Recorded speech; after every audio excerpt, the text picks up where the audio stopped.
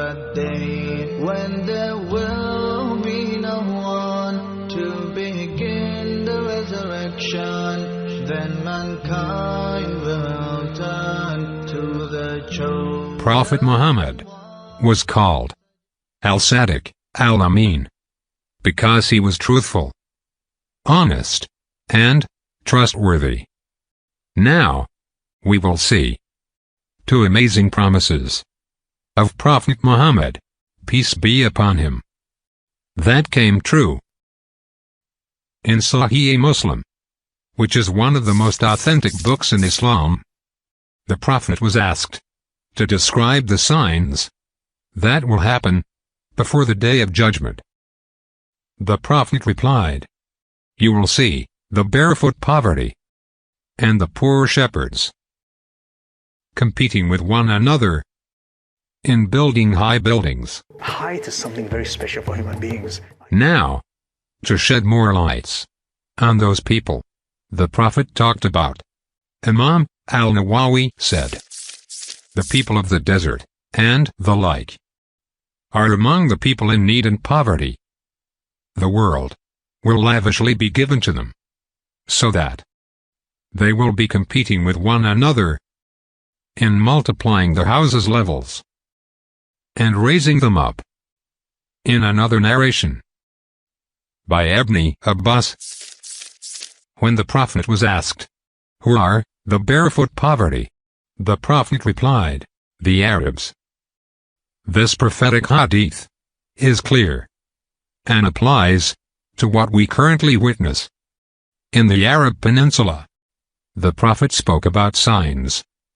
He did not necessarily condemn certain race or certain nation. However, he gave an accurate description of the arrogant competition of some people. Now, let's see the second true promise. As predicted by Prophet Muhammad, Islam is the world's fastest growing religion.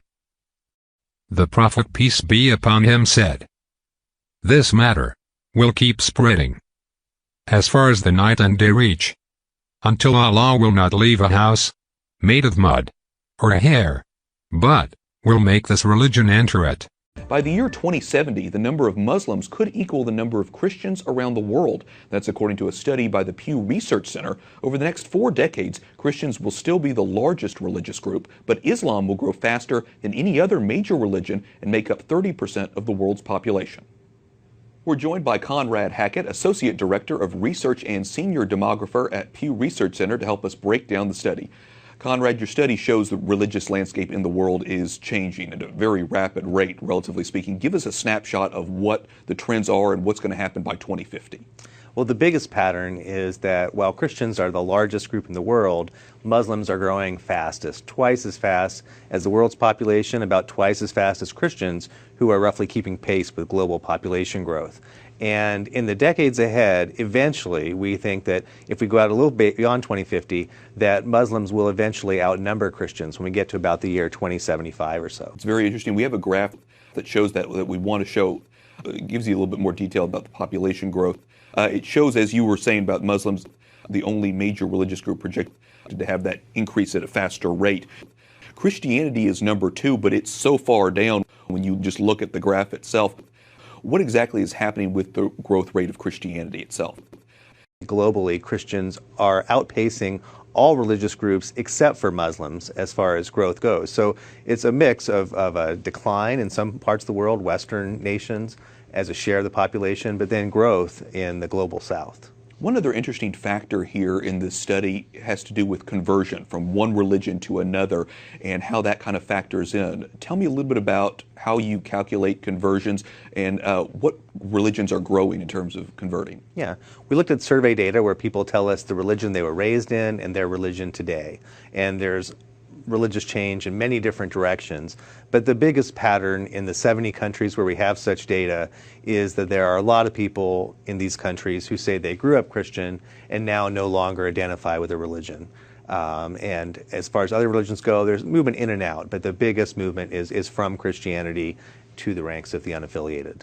Yeah, or the nuns, atheists, yes, that sure. kind of thing. Very interesting, and I know that you guys will continue to calculate this, like I said, for the decades to come. Conrad Hackett, Pew Research Center, thanks so much for talking with us. My pleasure, thank you. For you will be given today, my ummah will be his cry. Oh Allah, grant them a high status in your paradise. This is all I want.